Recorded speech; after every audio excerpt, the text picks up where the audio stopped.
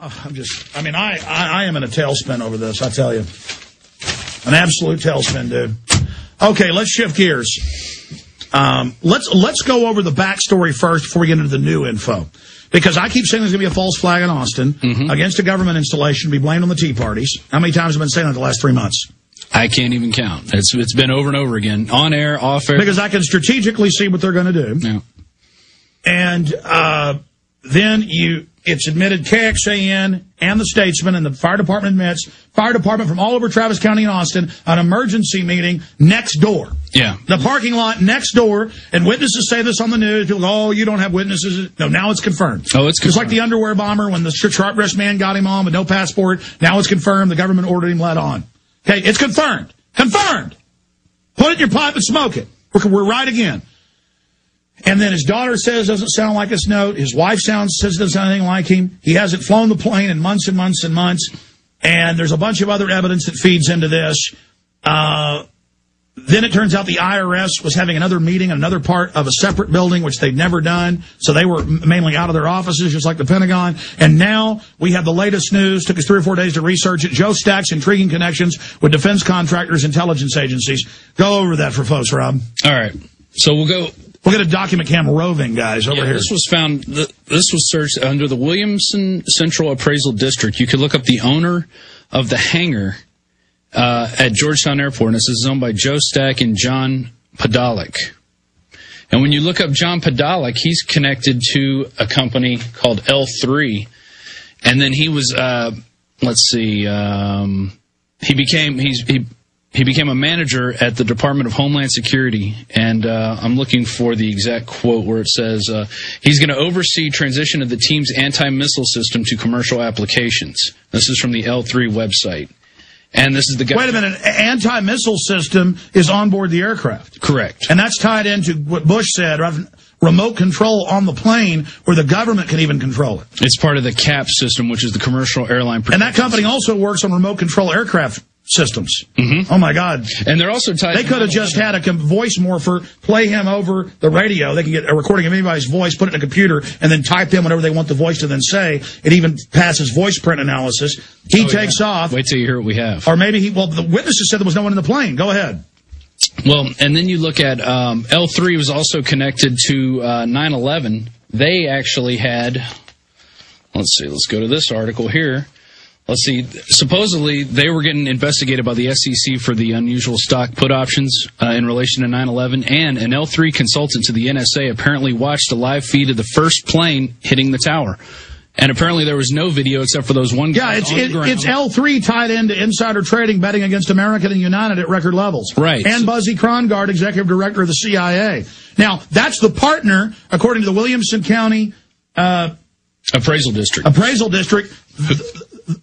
The guy owned half the plane, who's an L3 specialist. He owns the hangar, not the plane. It doesn't say, so he owns the hangar. Okay, the plane is housed in. Yes. So there's probably another plane in there, but he obviously has access to where the plane is, if nothing else. And it also mentions other places Stack worked for. Teledyne was a prime contractor for the Global Hawk, and L3 supplied its communication systems. Global Hawk's remote control drone. Oh, man, I mean, this just gets worse and worse by the minute. He was working on this. I tell you, my gut tells me inside job. My gut's never wrong. And you've been saying it, and we had a heated discussion back in the... Me screaming at Burmis, yeah. Well, yeah, you were screaming at everybody, saying you knew this was an inside job, and, you know, I had my doubts. What was that, Friday night? Yeah, and I had my doubts, and now you look at this stuff, and it's just... By the way, I'm not normally screaming in the coffee room, am I? No, normally you're looking for coffee. But well, Burmis cornered me and was arguing. Well, he was saying the jury's still out in his mind, and you were telling him you know it's an inside job. Back to this lucky coincidence. Okay. Of course, that was off record. I'm saying, I'm open-minded because I'm looking at the evidence. Sure, yeah, and we're all looking at. I want to believe this is not an inside job. Exactly, I mean, but it is. And so, FlightAware and FlightWise are two web applications that people can go online and look at flight records of like small personal aircraft. And here it doesn't show the last date of his aircraft taking off and landing was Thursday, August 6, 2009. And we cross-reference that with his plane, which under here it says, it gives you the name of the plane and then the owner, Joeseph Stack. So we cross-reference that. I called sorry guys, My bad. Here, I'll turn it this way. No, you're showing folks a document cam. It's fine. Go ahead. And so you look at that, and so the plane hasn't apparently been flown since August. You would think that would have been updated that day.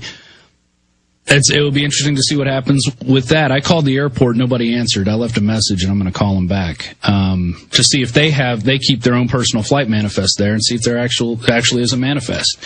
Now, there was talk in this KXAN piece that I was listening to because they played some of the audio of Joe's last words.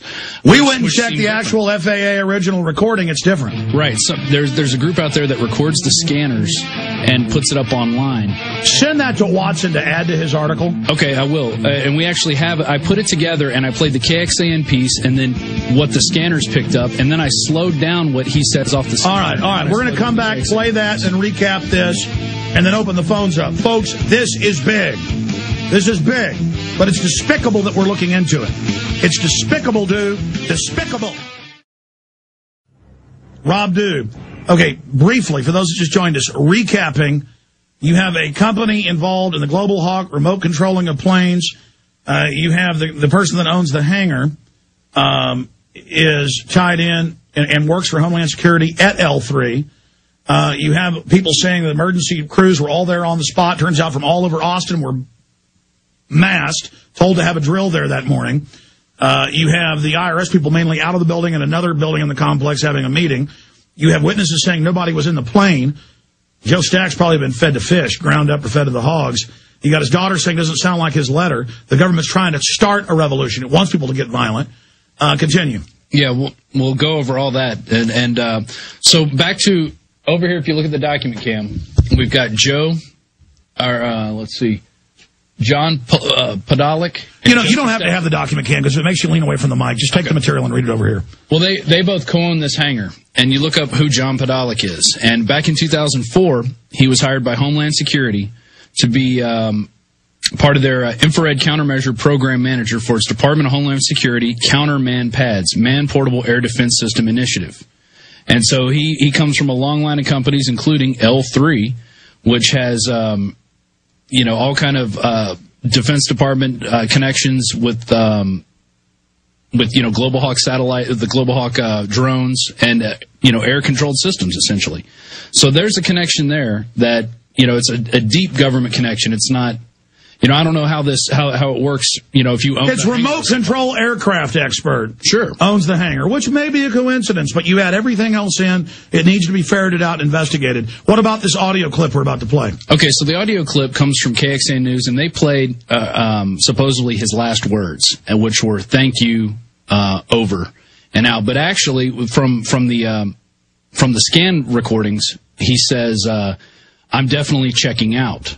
So you have that being manipulated, and we're going to play it. I have the KXAN version, then I have the other version from the scans, and then I play the other version from the scans slowed down, and then I play the KXAN version slowed down, so you can really hear what he's saying. All right, let's start rolling it now. Here it is. What's your direction of flight, sir? Air traffic control recordings suggest there was nothing out of the ordinary. You too. His final words. You too. Secure 89 Delta, frequency change for southbound. See you later. I'm better, thanks for your help, You too.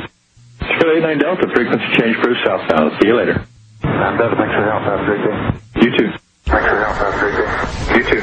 His Secure 89 Delta, frequency change for southbound. See you later. I'm better, thanks for your help, You too. Thanks for your help, You too. His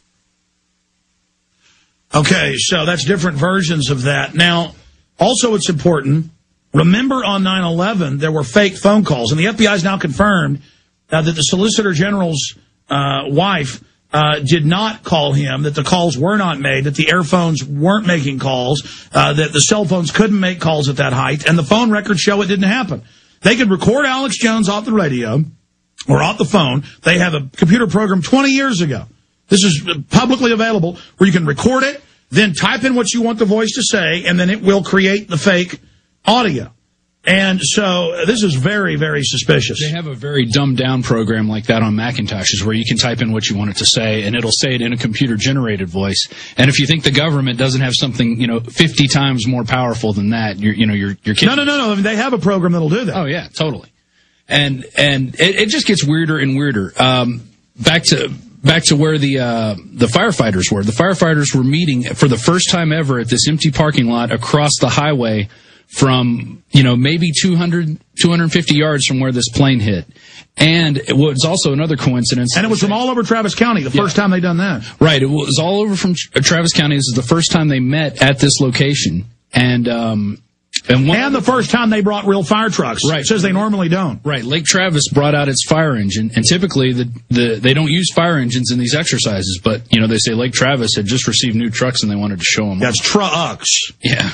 And so, it says trucks, and then there it says truck, and then it says they have new trucks.